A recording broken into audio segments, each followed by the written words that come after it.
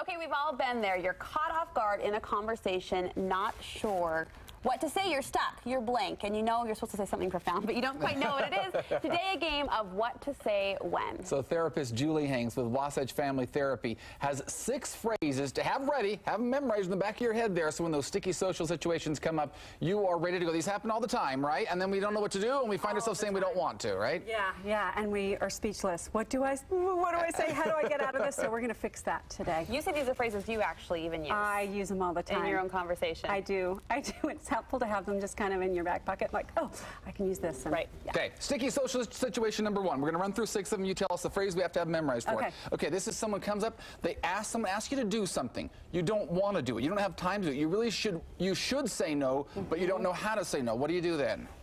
best phrase is, that's just not going to work for me.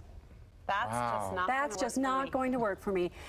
It's like saying no, but it sounds like a reason, but it's really not. It's a kind way. Yeah, it's so easy, isn't it? Yeah. It's just not going to work for me. Well, you say no. Yeah, it's sort of like, oh, she's sort of saying no, but it sounded so nice, you know? It sounds nice, because, we want to be gentle in our relationships, but we also need to take a stand when we need to. Do you need to explain why? Do you need to back that up with 10 reasons why it's not going to work for you? No. Because we all have people in our lives who will rearrange our schedule if we give them our schedule. So that's why you just say, no, thanks for asking, that's just not going to work for me. And right now I'm thinking of all those people in my life. So you're going to rearrange my schedule. I'm going to use that one. All right, sticky social situation number 2, you're feeling pressured to answer on the spot. Someone wants to answer right then, right there. Yes. You say, let me get back to you on that. And then you actually do get back to them. That's not a passive-aggressive way to get out of it. But you say, let me get back to you on that. And what that does is buys you time to look at your schedule, consult, your spouse or your kids' schedules or whatever, and also to decide if it's something that you really want to do. But people try to pressure you, and you buy yourself some time. You don't owe anyone an answer on the spot. Both of those first 2, I think, happen when people ask you to do something and you don't want to say no, but you don't want to say yes. Do people have a hard time, especially women, do they have a hard time saying no in times like that? I think we do. I think men are better at it. Women in general tend to really feel responsible for maintaining those important relationships, and so we don't want to offend someone. We don't want to put someone off. So I think it's particularly hard for women. Well, that second phrase is so good because oftentimes you might know what to say. You might actually know that you're going to say no, or you're going to say that's not going to work for me. You just need the time to process that and think through the situation before you deliver that message. Right. And we don't owe an explanation. That's hard to do. That's what I'm horrible. I always trip myself up trying to tell people why and explain and give them my life history. They don't care, right? They don't care. Can you do it or not? Yeah, that's all that matters to them. Sticky social situation number 3. You were asked about someone else's personal life. This is hard. Does that happen to you guys? Yeah. Oh, well, do you know what's going on with so-and-so about their divorce? Or, oh, have you heard their kids or blah, blah, blah? So you say, that's a good question to ask her. You direct them back to the person they're asking about. What that does is it takes you out of the middle. You don't want to be the person that people know they can go to gossip or get information. Direct them to that person, and most of the time they're not going to go ask the person directly. So it kind of shuts that down. And that's good, whether you know the information or not. It doesn't really matter whether you know it or not. You're not saying you know. Yeah, exactly. You're just taking yourself out of it and saying, direct communication. Yeah, we're in relationships. We get ourselves in these triangles where we're communicating. I'm asking you about Brooke. Why don't I just go ask Brooke? And you're kind of teaching people healthy communication by directing them to the friend or the relative that they're asking about. Why don't you go ask him or her? This could even apply to, I'm just thinking here, in-home situations, child asking mom, child asking dad, playing that same triangle game. Yes.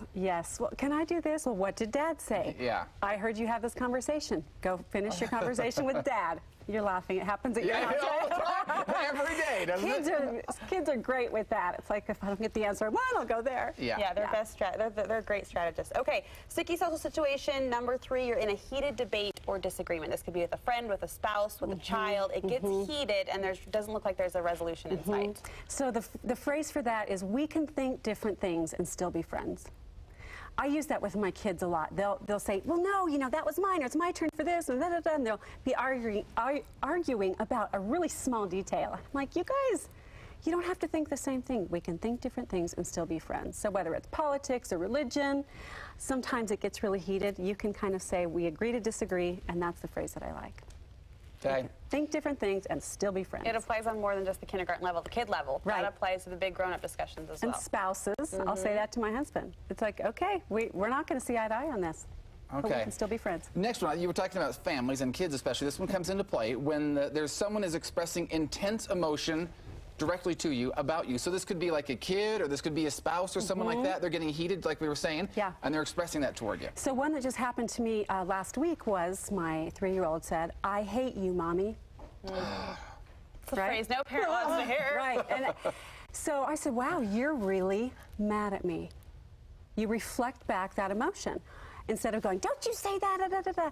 Our job as parents, you know, if we're talking about a kid, is to teach them about their emotions. So, wow, you're really blank at me. You're really mad. You're really scared. You're really whatever. Fill in the blank. Reflect back that emotion instead of reacting to it and getting defensive.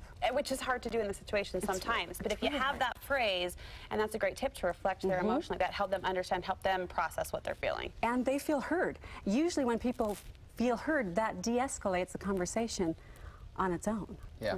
And it works so much better than the, well, I hate you too, so there, you know. I mean, that doesn't get anybody anywhere now, does it? Right. So, wow. She's a therapist. She's coaching. She's like, really? Okay, I didn't really say it to my kid, just so you know. Okay. I'm like, I'm going to have to report you.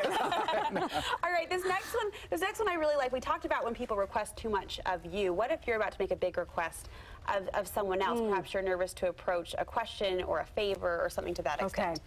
I love this one. It would mean a lot to me if blank. It would mean a lot to me if you would be on time to our family gatherings. Or it would mean a lot to me if you wouldn't give me advice, mother-in-law, until I ask for it. It would mean a lot to me if. It's a nice way, but it's direct. Sometimes we, you know, we'll go talk to other people about a problem, go straight to the person and ask them for that. You may or may not get it, but at least you're kind of doing your part to make that request. Love it. They're all great phrases. Yeah, they're all great. So, we need to memorize them all. Yeah, keep them in there. People think we're kind, even though we're saying things that we really want to say, and we don't know how to say them. Yep. Julie, thanks. Julie, of course, the owner of Wasatch Family Therapy. If you'd like to get in touch with her, visit wasatchfamilytherapy.com. And Julie's agreed to stick around. I want to get your opinion on a topic that a lot of parents are dealing with. We're seeing these images all over of Haiti. This title caught my 9-year-old sister's attention. If the big one hits here, people are applying that tragedy to their own lives. And for kids, that's a lot harder to process. So how to talk to your kids about tragedies and images like the ones we're seeing out of Haiti. That's next. Stay with us.